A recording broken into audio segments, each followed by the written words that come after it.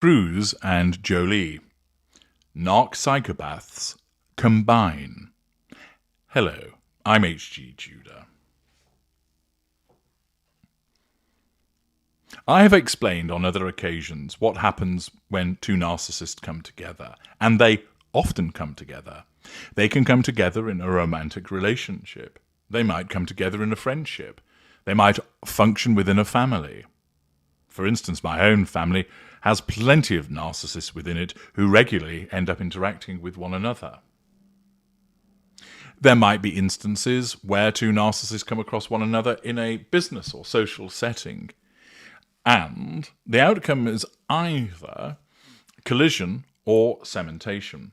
Now, the collision may not be apparent straight away. It may come further down the line. For instance, Ben Affleck and Jennifer Lopez are a good example of what happens when two narcissists collide. It's all hunky-dory to begin with, and then the cracks start to show. You can watch my videos about the two of them to learn more about that. But what about the situation when you've got two big hitters who purportedly are coming together? That you have two narcissistic psychopaths who are both middle-greater elites, as Tom Cruise and Angelina Jolie are. What happens there? Well, according to an article in that bastion of journalistic excellence, Heat magazine, these two may well be coming together romantically. Let's find out the substance of that first. On the face of it, they may not be the most obvious of love matches. After all, he's an operating Thetan level 8, that is, Scientology's highest rank, who leads a life of showbiz excess and, when the occasion calls for it, death-defying PR stunts, which of course he's able to do because of his psychopathy, and the reaction he gets to them feeds his narcissism. Meanwhile, she's a former Hollywood bad girl who now prefers to keep things low-key, focusing on humanitarian projects and raising her brood away from the public eye, although, of course, she's currently battling it out with Brad Pitt in the court in relation to some litigation. However, when you get down to brass tacks, Tom Cruise, 61, and Angelina Jolie, 48, may be far better suited than you'd first think. They've both totted up 3 failed marriages apiece, unsurprising in relation to the fact that they're both narcissistic psychopaths and have disengaged from people, and have gone to war with embittered exes in the process. Again, the necessity of the assertion of control. They've both become parents biologically and via adoption, and they've both hurled themselves out of buildings in action-packed movies. Thrill seekers, alleviation of boredom, absence of fear.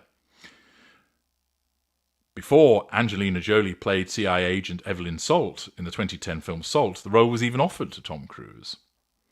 Evidently, they're both thrill-seeking, million-dollar-making badass movie stars, Heater explains, with decades of experience in the industry. And while on the face of it they operate in different spheres, and when it comes to Scientology, practically different planets, they do say that opposites attract. Well, in actual fact, it's nothing to do with opposites attracting, because they are similar. They're both narcissistic psychopaths, and they both belong to the sub-school of middle-greater elite. The elite being that they have both somatic and cerebral traits. Being middle-greater means they're both aware of what they are, and they're the more outgoing of the graters. Generally speaking, when it comes to the aware narcissists that are amongst the greater narcissists, you have lower greater who often occupy the ranks of politicians and military and business.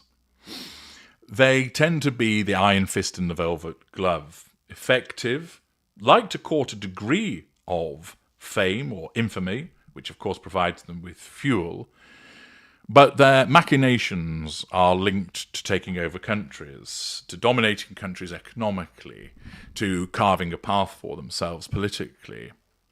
With the upper greater, those are the eminence greases. Often people you will never have heard of, who are very much the string pullers, who walk between the corridors of power, orchestrating the outcomes of wars, of famines, etc. Individuals who have considerable reach, although they could walk past you in the street and you'd have no idea who they were. The middle graders are the ones that you're most familiar with amongst the famous.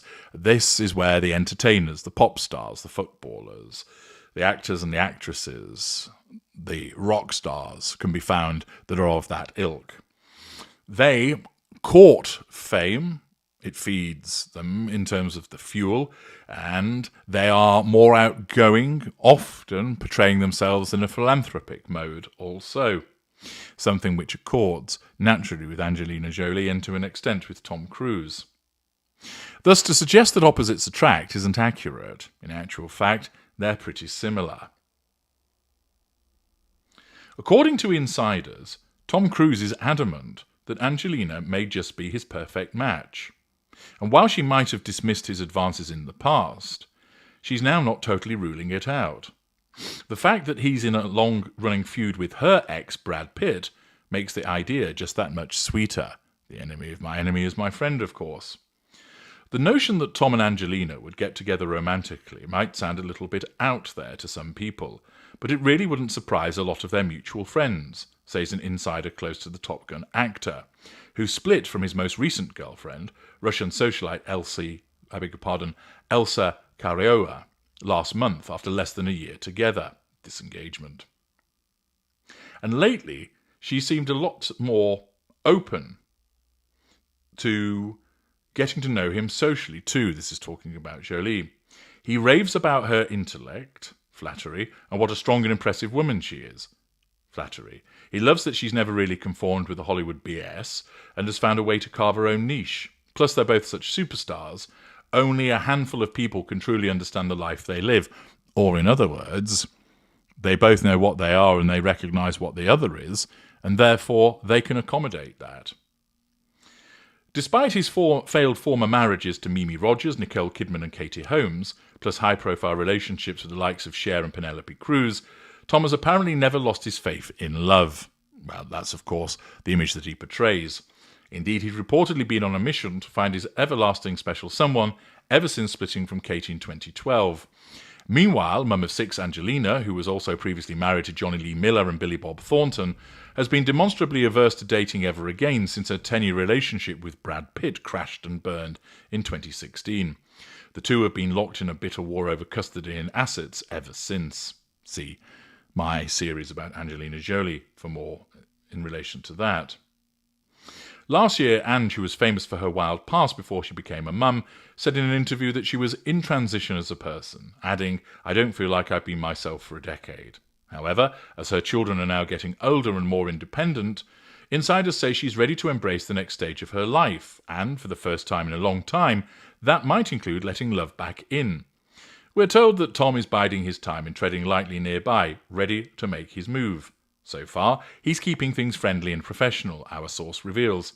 His goal right now is to convince her to work with him. Then he'll romance her. He's being careful not to come on too strong, because he doesn't want to spook her.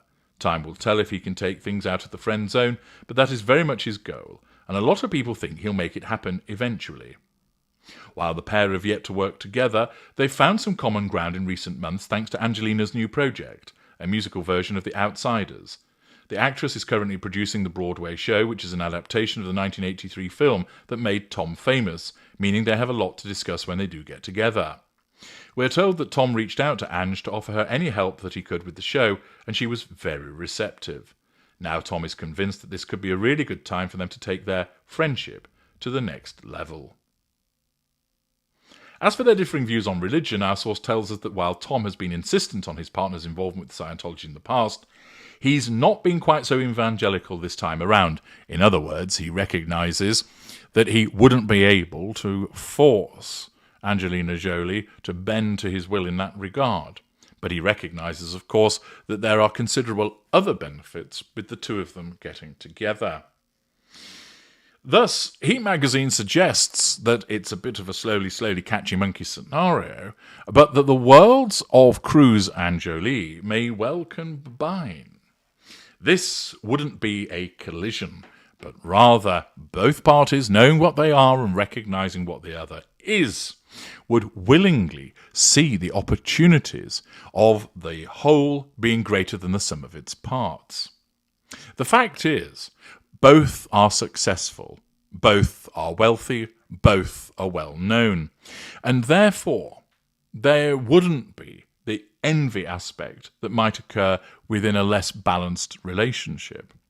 Furthermore, they are both capable of dealing with other projects, which means that their orbits, whilst intersecting, wouldn't be locked in together, which is likely to result in a greater degree of success because they're less likely to clash. Indeed, they would both recognise the benefit to them in terms of facade management of uniting their relevant houses, but doing so in a manner which still enables them the freedom to do what the other one wants. There are, of course, rumours about Cruz in relation to certain choices that he makes. He has been criticised for having nothing to do with his daughter Suri for a number of years. Those are matters that aren't going to concern Angelina Jolie. Anybody else would be perturbed by those facts, but not her. In actual fact, she, amongst any classification of person, would actually be better placed to handle it. By understanding what he is and recognising that he's similar to her, and both being able to do what they want to do, that they're not going to be in one another's pockets. There's not going to be any sensation of imbalance in the relationship, but rather they would come together and there would be cementation. That they would recognise that by bringing what they both have together, the ultimate outcome of that would be immense and would be even greater and more amplified than what they have on their own. It wouldn't just double up, it would quadruple up with regard to reach and status, etc. They would also find it entertaining. Remember, that's something that they would seek as both being thrill seekers, that they would find it entertaining for the world to look on their relationship as they come together as perhaps being seen as unlikely. They would, of course, be able to direct their Machiavellian minds elsewhere, not necessarily as against one another. There would in effect almost be an understanding between two greaters of this nature, whereby there's no need to play the games with one another, but rather let us combine and play the games with the world. That grandiosity, that colossus striding nature of these two individuals is far more likely. That rather than play games with one another, which actually ultimately would be pointless because they can both see through it, it's a case of why don't we combine our talents and puppet the world? That is far more appealing to them than playing with one another. And that ultimately is what would be behind this move of two narcissistic psychopaths coming together. The ability to orchestrate things around the world. Not in the sense of the way that upper graders do, but for them to be seen in a way, for them to be worshipped, for them to have influence, and that the two of them coming together will increase and amplify that nature of the influence. So it remains to be seen whether it actually occurs. It seems that it's in its embryonic stages, but it's certainly something that hasn't been ruled out.